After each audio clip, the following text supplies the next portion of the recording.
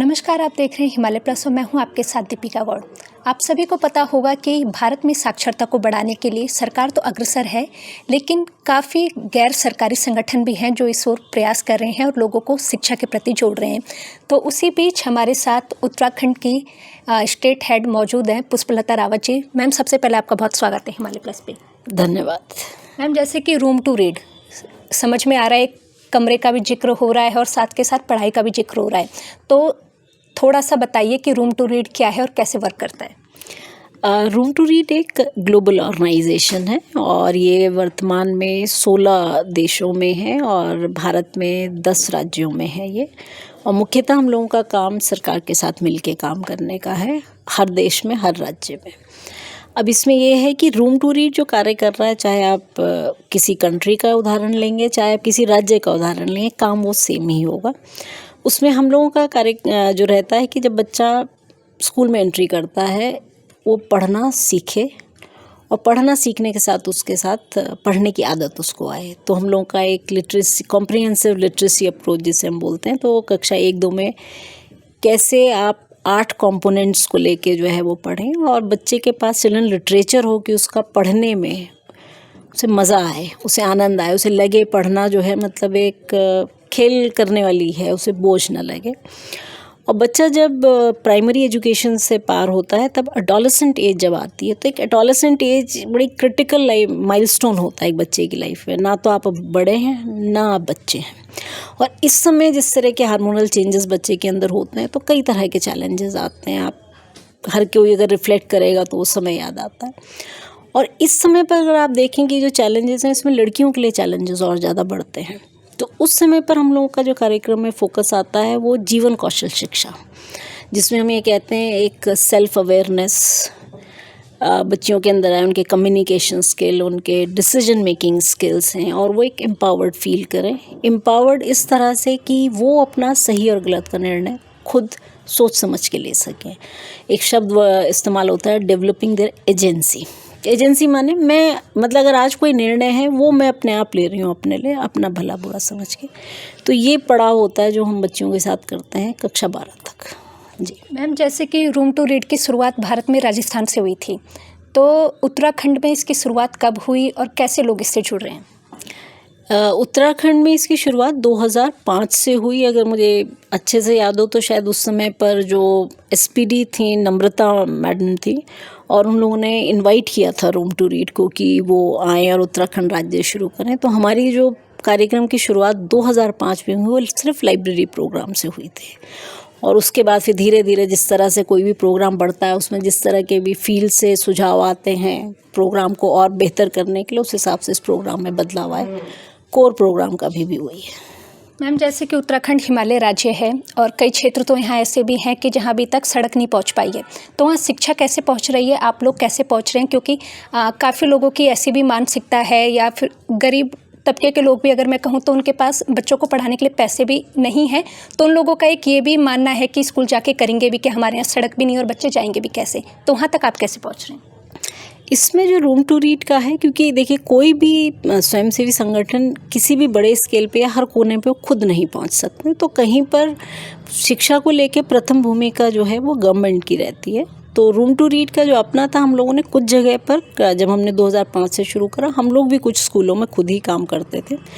और फिर एक टाइम बाद ये हुआ कि इस तरह से जो प्रोग्राम है उसकी रीच नहीं बनेगी। और रूम टू रीड का जो ये मॉडल है, चाहे आप लाइफ स्किल कहें, चाहे चिल्ड्रन लिटरेचर का, एक ये पूरी इसके अंदर हमारी एक रिसर्च टीम बैठती है जो कि लगातार इस प्रोग्राम का फीडबैक लेती है और चेंजेस करती है। अगर मैं आपको सिर्फ एक उदाहरण दूँ, पहले हम लोग लाइब्रेरी में किताबें देते थे, तो ये देखा गया बच्चा आता है, किताब लाइब्रेरी में किताब टटोलता है, किताब मिली तो पढ़ा, नहीं तो चल दिए वापस। तो फिर ये हुआ कि किताबें लाइब्रेरी में लेवल होनी ज़रूरी है। यानी कि अगर आप गई, अगर आपके हाथ में कोई ऐसी किताब पड़ गई कि आपका मन नहीं लगा, आप दोबारा लाइब्रेरी नहीं आएंगी। तो फिर ये हुआ कि हमने उसे ग्रो बाय नाम दिया। कलर हैं ये सारे, ग्रीन, रेड, ऑरेंज। तो अगर एक बच्चा बिल्कुल शुरुआती में वो ग्रीन लेवल की किताब देखे, वो किताब में क्या होगा, एक लाइन लिखी होगी, 80% पिक्चर होगी, वो बच्चे को किताब पसंद आएगी, फिर वो दूसरी किताब पढ़ेगा, और ये हमारा भी। तो ये प्रोग्राम डिज़ाइन फिर जो है वो रिफ़ाइन होता चला गया। तो इसे मैं कह रही कि रिसर्च के साथ रूम टू रीड अपने प्रोग्राम का लगातार वो करता है। फिर इन प्रोग्राम्स की जो भी एक ऑपरेशनल तरीका है, ये हम लोग गवर्नमेंट के साथ शेयर करते हैं कि जिस तरह से, क्योंकि गवर्नमेंट भी लाइब्रेरी में इन्वेस्ट कर रही है, तो ये वहाँ से बातचीत होती है कि इस तरह से, इस माध्यम से आप कोने कोने तक पहुँचें। दूसरी बात आपने कही वो एक कम्युनिटी का अपना परसेप्शन है। देखिए, हम सब लोग जानते हैं प्राइवेट सेक्टर भी है, मार्केटिंग एजेंसीज़ भी हैं। कई बार मुझे लगता है शायद बहुत डेलिब्रेट अटेम्प्ट होता है कि आप उस सिस्टम की सिर्फ खामियां उजागर करते हैं, क्योंकि हम लोग भी मतलब फील्ड में इतना मूव करते हैं और कई जगह जो है मतलब इस तरह के स्कूलों की कहानियां हैं, पर मीडिया में कभी मैंने वो हाईलाइट होते नहीं देखी, जो पॉजिटिव स्टोरीज़ या पॉजिटिव टीचर्स की स्टोरी है। जो हमेशा बरसात के टाइम आएगा वो नेगेटिव स्टोरीज़ ही आती हैं, तो क्यों सिर्फ नेगेटिव पार्ट ही हाईलाइट होता है, ये अपने आप में एक बड़ा क्वेश्चन है और इसके पीछे कई सारे और फैक्टर्स रहते हैं।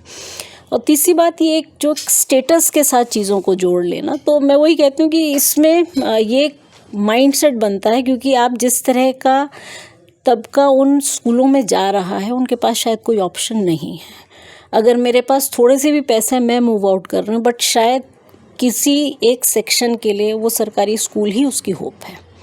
और आप जिस तरह का इन्वेस्टमेंट गवर्नमेंट की तरफ से देखें, गवर्नमेंट स्कूलों में जिस तरह का मैसिव इन्वेस्टमेंट है वो, तो शायद अगर आप ये कहें कि पूरी एजुकेशन प्राइवेटाइज हो जाए, हेल्थ पूरा प्राइवेटाइज हो जाए, तो जो हम लोगों का गवर्नमेंट का एक कोर फंक्शन होता है एक वेलफेयर नेशन का, वो सर्विस देगा कौन फिर?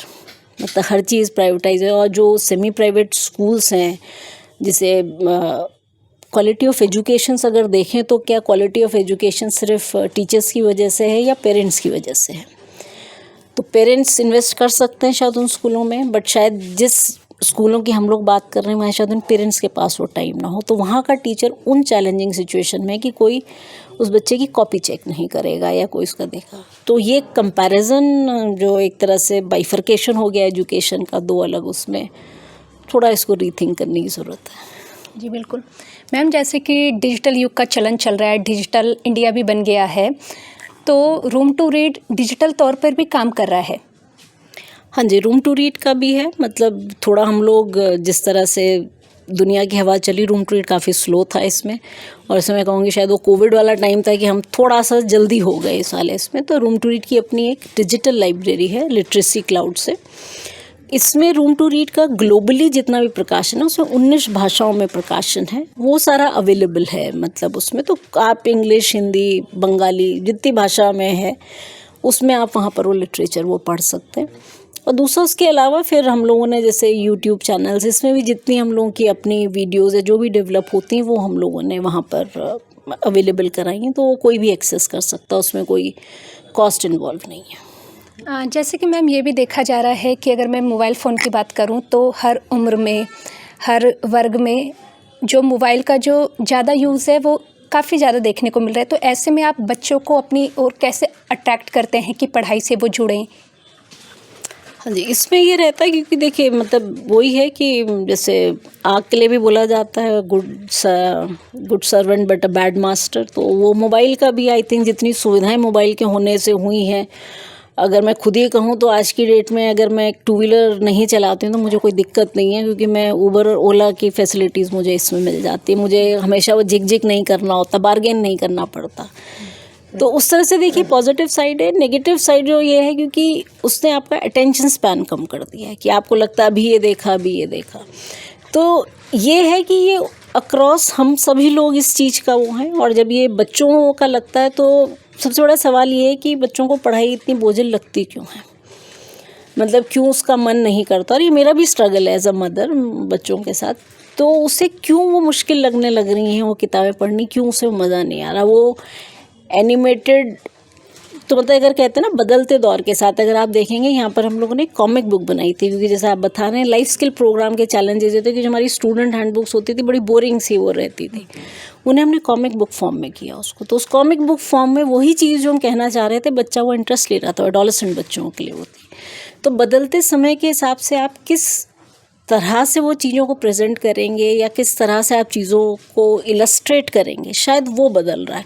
तो बदलते ज़माने के साथ शायद हम वो पेस नहीं रख पा रहे हैं। कितनी जगह ऐसा होता है कि आप कई बार देखिए, जैसे कहा जा रहा था आज किताबें नहीं लेते, विजुअली नहीं, पर मैं जब कई बार जैसे आप कभी एयरपोर्ट जाइएगा, एयरपोर्ट में देखिएगा वो बुक स्टोर इतना है, मैं वहाँ देखती हूँ लोग खरीद रहे हैं, क्योंकि वो विजिबल है, उस तरह से डिस्प्लेड है, तो वो बुक्स की जिस तरह से मार्केटिंग की बात होती है, आप वो यूजुअली वो नहीं देखेंगे कि उस तरह से वो प्रेजेंट हो रही होगी।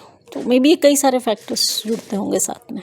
तो अभी आपने देखा, ये थी हमारे साथ Uttarakhand head room to read की पुष्पलता रावत जी, जिन्होंने बताया कि वो लंबे समय से उत्तराखंड में कार्य कर रही हैं, और अगर पहाड़ों की बात की जाए, दूर दराज के जो क्षेत्र हैं वहाँ तक भी वो लोग पहुँच रहे हैं और बच्चों को शिक्षा के प्रति अग्रसर कर रहे हैं। और इसी तरह के तमाम वीडियोज़ के लिए हमारे साथ हिमालय प्लस पे बने रहिए। देहरादून से मैं दीपिका गौड़ अपनी सहयोगी अर्षित के साथ।